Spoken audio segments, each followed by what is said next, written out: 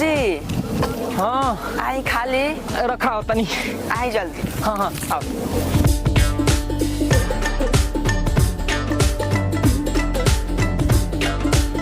काली आइल बड़ू। रोटी सब्जी अचार आई खाली हमार भतार। पानी बड़ी कंजास हो गई बाजी खेतवा में ना। हाँ हो का करबो। रउआ खाई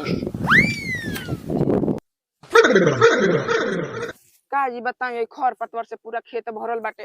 अपनी घरे बड़कुओ कम होशियार ना होई। रउए देख ली बखरा जब लगेले बनी त निमन का और अपने ले ले बनी हमनी के पेड़वा और दे देले बनी जहां जाए कर ढा लागत त एक टुटकी अनाज नहीं निकलत। आ वहां के देख ली खाऊ खो जाता बेचऊ खोता हमनी के तो खइली के दुलुम बाटे। खैले बिना नहीं जाने मरत भगवान हुआ जब मुंह चिरले बना त खाहू के दियन चिंता ना लियल जाला। अरे बाप रे बाप चिंता ना लिहल जाला उतार गान मारत रह तू मारा बाबत रह काहे न ओनी वाला हमनी के देते हना एनी वाला उ ले ले हना जबर अबरे बात। अरे का हल्ला कइले बाड़ू खेती बाड़ी के समय बा ए बेरी कोनो लेखा बोलियल जा अगले सीजन में देखल जाई। का कहल ह अगिला बेर तू तो 10 साल से कहत रहो अगिला बेर आ तार अगिला बेर औते नहीं के हरदम चूल्ही में लुकैले से काम ना चली। ए बेर बकरा लाग के रही वो बेड़िया बड़ा चरवाक भइल बाड़ू तू तेजू बाड़ू काने लगबा तोर बट बखरा। हां तो ठीक बाप तू चूड़ी पहन के घर में बैठ हम चलनी लगबावे। बाप रे बाप इतना गर्मी पड़ता लेकिन भगवान बरसत नहीं खन का जाने कहिया बरसी हन। तोरा काहेला से बरसी रे जे ये बरसे को ये बरसबे करी मार इहन दिन ह बरसे के बरसत नहीं खन इतना तबाही कइले बाने। बरसी हो न आराम से बार बनाओ। बार त बनाते बानी झड़ तो गइल बा एकदम सगरी एकदम पातर हो गइल बा। तब बूढ़ पुराने भनी तो झरी नहीं रे इहे जवानी में ऐसा हमार बार रहे कि 4-5 गो पे मर जाक्सन। ए अम्मा जी जवानी पर औरो छिनार रहनी का। अरे हम ना छिनार रही आ समधी छिनार कइले बा बुझले। बुझनी बाकी जानतनी अम्मा का रे कई साल से दवाई खातनी ओकर गर्मिया कहाँ जाए ऐसे राउट बारवा तना झरता या पाकता। हमर चढ़ल जवानी झर गेल ती बार का चीज रे। रोरो खूब बतियावनी है अम्मा। का बतियावनी रे राउट बेटा पतो हिनाती पोता सबके हो गल 70 साल के उम्र हो गल जवानी झरी नहीं। तो न बूढ़ भइल बा मन थोड़ी ना बूढ़ भइल बा।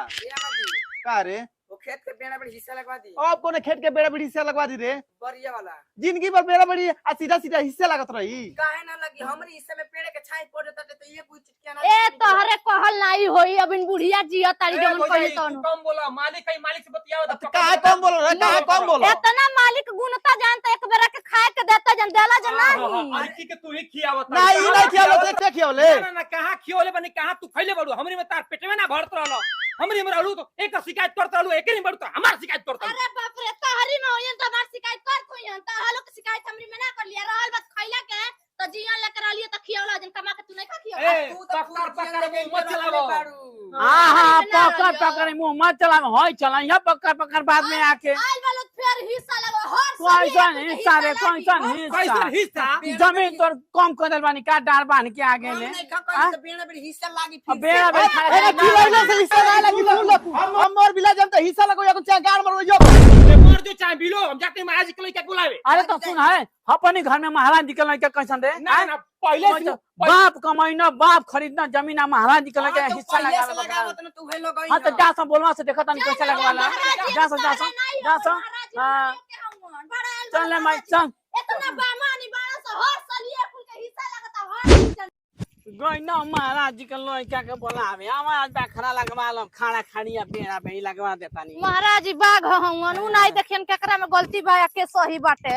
अरे जान तो नहीं खे कि मेहरारू जब सेल बिया कान फूकतिया ना त यो साल एकदम बदल गेल हर साल में कब हेंगा लागी कब होंगा लगी आ जा नहीं तो हरिये तर सब सीधवा बाटे तू न जानत हम भावा सीधवा हुए देख लो सीधावा अपन देख लिया से बेनी कितना सीधवा और बुढ़िया खाती कहत न सकी बुढ़िया के लेके जियन खातर खियावत 10 साल से ओकरी में रहलियो त हम कुछ उपाय गनियो 4 महीना से हमरी में बाड़ी तो कुल के छाती फाटत ताटे 3 दिन में गांड फाट जाला खियावत में माई के आ सरो के जब अपनी में रख ले तब वो गांड फाटत कि जियन लेके खाता न स बुढ़िया अपनी पेंशन से बर बाजार नहीं करती त खाए के नहीं मिली।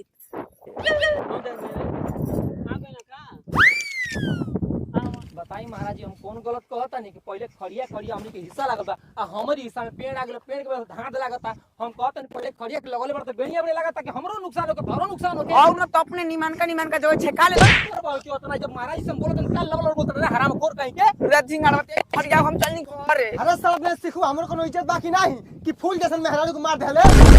महाराज जी गलती हो गई लेकिन रउरे बताई आज आपके सामने हमार माई बाप दादा दादी चाचा चुची ना बैठल आई बोलती हमरे सामने ए जी हाउ देख हम दोनों हमनी से पहले पहुंचल बाना सो।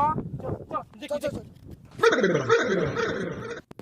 देख देख देख लेके का होता ना लाज शरम बात तनी को करा केंगा चलत ये महाराज के सामने। बुझा था कि महाराज जी की मुट्ठी में पहले मांस देखी आई डार है इनकर है हमारा है देख जाओ मैंने देख चली ना तुम्हारा राज कह और देखी सब गाछ हमारी हम लटकल बाटे एक छाई लागे त एक टूट के अनाज निकल निकलत और हम लोग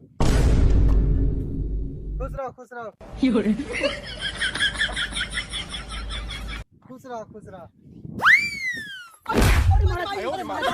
घाव ना लगल बाग चलते तनु हमके छोड़ा सा का रे आई कुल का सुन तनी आ का सुना तनी यही से पूछी ये क्या तीन बताई कि हम बताई ई त अपन समस्या बताइए देले बत्ती अपन समस्या बताओ। हमार कोनो समस्या नहीं है जब कोनो समस्या आइए नहीं कहता काहे ने बेड़ी ऐसा लगा देता काहे के बेड़ा बेड़ा हिस्सा लागी जी ई बताई कि 10 साल बुढ़िया इनका में खैली है 10 साल उचवा बोली है अब हमरी में बुढ़िया आइल बड़ी हमनियो के 10 साल लेके बोए हम जान आ रौला लोग के काला पेन हमनी के खलवा हिस्सा मिला ना दूसर काम नहीं के कल रौरे बाप महाराज जी हाँ। त हमनी के हिस्सा लगावनी कोनी 10 साल बोस से खास अइयो हां भरले रहे दूर हां कैसे हिस्सा लागल बाटे अच्छा यहाँ के नीमन हो गई यहाँ के बाप धूर्त हो गई ना ना हम रहल ना रंटम न लागल बखरा गगिया लगाओ तो पहले तो सब ठीक रहा लेकिन है कुछ ना बोल रहा है 3 साल से आगे ना बोलत रहो ना तब ने गार ना करला हलो कि नहीं लइके ना अरे चल चुप तनु कुछ बुझाते नहीं तनु सामने के खड़ा बा अरे तू जाके मेरी बात हमें से खड़ा बा यही के हिम्मत भाई है मेरी बनेला मत देखबो बोले बे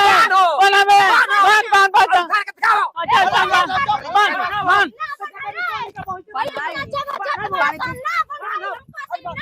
काट दे बब्बे ना बड़ी सागल में काट के देखा हम काट दे बब्बे कहीं जाने लेते ही हम काटब काट मुझसे ना पे काट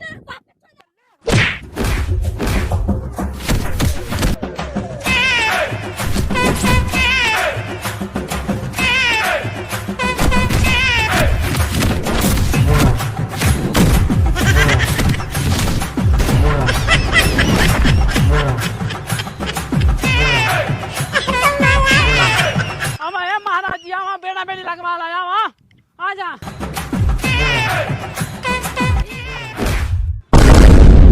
अरे बाप अरे तो पियानो रे दादा अरे बाप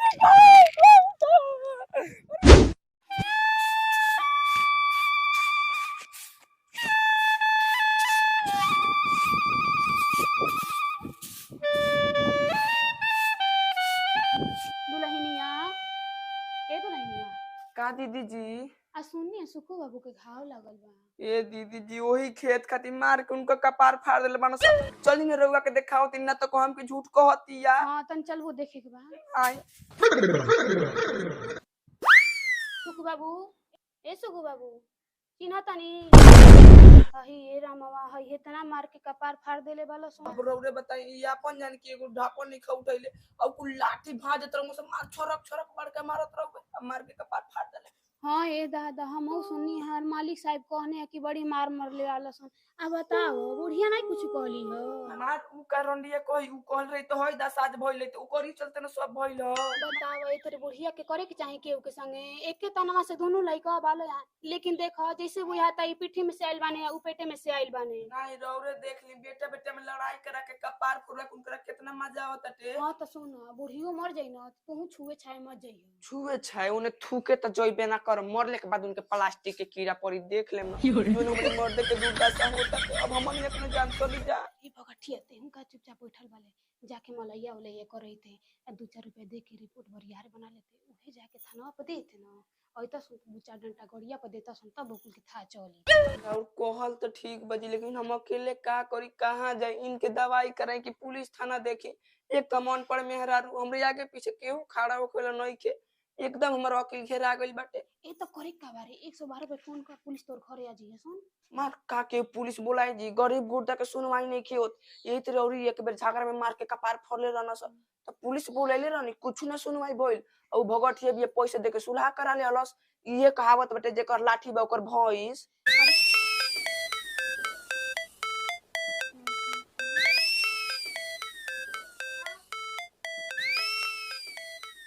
अरे तो पैसा की चिंता काहे करतलू 1500 के जरूरत पड़ी तो बताइए हमनी के बानी के ना, लेकिन पीछे मत हटिया। ठीक बाटे, हमके जरूरत अरे पड़ी। बाप रे बाप, खाए के लार ना डोरी बिछाओना बटर काटी कुन अपने कर्जा में ढपाइल बाली कुन, लेकिन दूसरे के घर फोड़े खातिर 1500 देवे के तैयार बाली सन। देखो तो दुल्हनिया के घर आओ तड़ी। अच्छा तुम चल तनी ना तो हमारी घरे जाके आग लगा दी हनी। ठीक बा जाई जाए। देख हम दूसरे बेचारी आई ललिए थी दुख सुख बतिया तो के तरफ बहुत अड़िया। काहे रे काहे जात ले जो जोन बाकी के तोन कोई के अपन करेजा जुड़वा ले, जोन चाहत लोगन तोन तो कइले लिखून। गांव में कोनो रंडिया ई नहीं चाहत कि हमरे घर में सुख शांति रहे। दू दिन अइले नहीं भइल होता घर में घुस घुस के आग लगाओ त लिखून। एगो हमनियो के तो मेरा रुआ रनिया के केउ कोई दे अरे भाई का भइल रे का भइल? आई क्या रंडिया बिया घर में घुस घुस अच्छा वहां पे